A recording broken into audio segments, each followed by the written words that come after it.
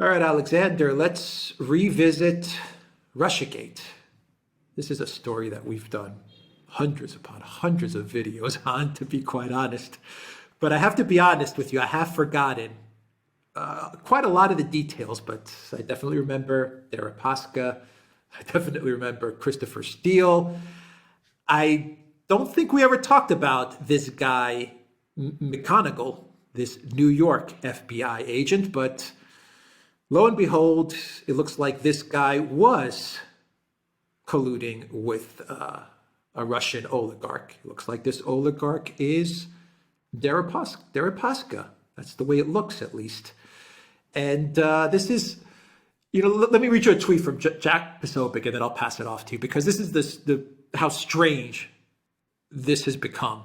And this is what Jack Posobiec tweeted. I'm just going to repeat this for the people in back. An FBI official who investigated Trump for illegal ties to Russia but found none has just been arrested for his own illegal ties to Russia. Internalize this. I think that sums things up. This is exactly right. Now, I mean, let's talk about who this man McGonigal is. Now, I agree. I mean, he's one of those people who flew below the radar. We did massive numbers of programs about Russiagate. I would say that I think that our coverage of Russiagate, which was still very much ongoing whilst we were doing a lot of those programs, and we did heaps of articles before, I think anybody who goes over it will see that we were absolutely right about it right the way through. I mean, we were ahead of much of the game, and there were other commentators who spoke correctly about Russiagate as well. We weren't the only people there, but we got Russiagate right. We said this whole story of collusion between Trump and the Russians to steal the 2016 election was nonsense, and now it is pretty much accepted by most objective people, and I think by the US government, actually, though they haven't quite come out and said so, that this was the case. After all, Mueller basically said that he could find no evidence, and in fact, we could go beyond that and say that he found lots of evidence, and that evidence confirmed that the collusion allegation was nonsense.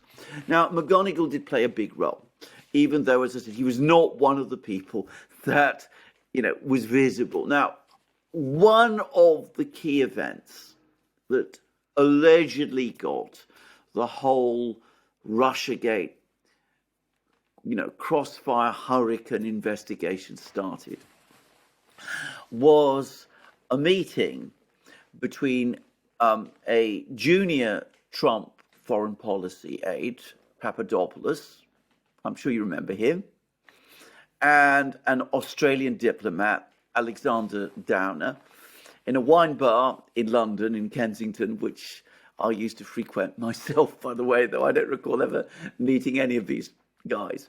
Anyway, Alexander Downer, who's an Australian diplomat, I think he was the Australian ambassador to Britain, High Commissioner to Britain at the time, tipped off the FBI that Papadopoulos had met with this very mysterious man, Joseph Mifsud, who has since disappeared.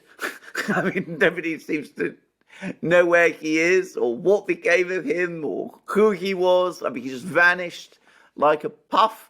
He was, supposedly a professor. He was supposedly head of some kind of institute. Anyway, but Downer claimed that Papadopoulos, in this wine bar, told him that Mifsud, who was supposedly connected with the Russians, had told Papadopoulos in a hotel in London that the Russians had lots and lots of dirt on Hillary Clinton, including emails. And supposedly Mifsud passed this on to Papadopoulos, and Papadopoulos supposedly passed it on to Downer. Now, every part of that story, by the way, can be subjected to an awful lot of, you can contest pretty much all those linkages. But there is no doubt at all that Downer contacted somebody in the FBI and told that person in the FBI that I've been given this information that the Russians have all this dirt and all these emails of Hillary Clinton's. And the person Downer contacted was McGonigal. So McGonigal was right there, right at the beginning. He was one of the people within the FBI who launched Crossfire, Hurricane, and who was responsible for the whole construction, if you like, of the collusion theory, and who proceeded to investigate Donald Trump and caused Russiagate to happen.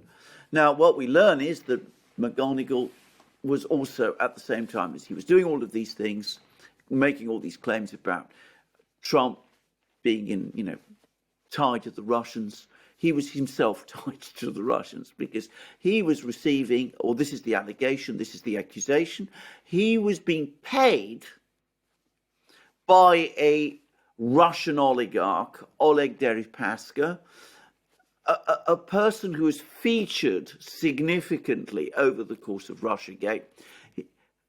McGonigal was being paid by Deripaska for information about another Russian oligarch. We're not told exactly who. So Deripaska was paying McGonigal, who was at the heart of the start of Russiagate. Deripaska was also, by the way, paying another person who was prominent in Russiagate. He was also, at one point in time at least, funding Christopher Steele. Christopher Steele, the man who put together that celebrated dossier. So you start to see Deripaska becoming quite an important figure in this affair. I don't want to make too many connections. I don't think we can at the moment. We just don't know enough how this all puts together. Now, you've just read out to me a tweet. I'm going to read to you another tweet by somebody called Noel Cook, which says that the Russia collusion hoax was a masterful work of projection. They paid Danchenko, they paid Steele, they paid Halper. Danchenko was the person who wrote the Steele dossier, mainly. Steele was the person who circulated the Steele dossier. Halper was the person, the FBI agent, who was, or rather informer, who was investigating Papadopoulos. Remember him? The man we were talking about who spoke to Downer, about whom Downer spoke to McGonigal. So they paid Danchenko, they paid Steele, they paid Halper, they even paid Twitter. They got paid by Deripaska, so they chased Trump. I mean, it's quite extraordinary. Everything circulates, everything goes round in circles. And at the end of the day, you find Deripaska somehow in the middle of all of this. And of course, all of these people who were getting paid by Deripaska ended up pursuing Trump. Why is this coming out? Well, does this have any connection to Biden, to Ukraine, to the classified docs, or none of this? Why is this coming out? I would think that they would look to bury this type of stuff. At least the Biden White House would look to bury this. Well, you've asked the really important question, because all that what we've just been talking about now is history. I mean, I can guarantee you, most people have lost track now of Mifsud, who, as I said, have vanished. We don't know what he is, or where he's gone, or even if he still exists, or even if he was ever a real person, by the way. But let's not go into all of that. Most people have forgotten about Papadopoulos. Most people have forgotten about Downer. Why are people suddenly bringing this up? Why are all of these prosecutions happening? Well, I think, and this doesn't seem to have any connection, by the way, with that special counsel investigation of Russiagate by, well, do you remember who is the special counsel who's investigating Russiagate? This is to be unrelated to that. So why is this prosecution happening now? Why suddenly is another branch of the Justice Department bureaucracy suddenly coming forward and beginning these prosecutions? Well, You could, of course, assume that it was somebody who's just discovered that this corruption was going on. And it's all coincidence. Well, you can believe that if you wish. I've got lots of bridges to sell you. Or it might instead be that this is all part of this web of investigations, very serious investigations, which we're starting to see involving the Biden administration, involving the president himself. The president himself undoubtedly did have a role in Russiagate. He attended important meetings in the White House where the then president, Barack Obama, was briefed. He was vice president at the time. He made contributions that we know about from the FBI briefing notes. One does wonder whether this is all connected to all of that in some way, whether somebody is now bringing out some of these connections and whether this prosecution is somehow connected to that. That, I think, is by far the most plausible explanation. And what about Deripaska? What happens now with this whole Deripaska Russian thread? Yeah, well, Deripaska, of course, has been heavily sanctioned. And I believe he's skulking somewhere in Russia. He's, by the way, not on good terms with Putin, never has been. So I don't know what's going to happen to Deripaska. But I suspect that what we're going to find over the next few months is that Deripaska is involved in lots and lots of things, that he was at one time the richest of all the Russian oligarchs. He isn't that anymore. And that he was paying all kinds of people, all sorts of things, and that his money has gone like a thread through all of these various connections. And of course, if some of that money found its way to a certain person whose son had certain interesting directorships, I'm choosing my words extremely carefully indeed, well, then that will be very interesting indeed.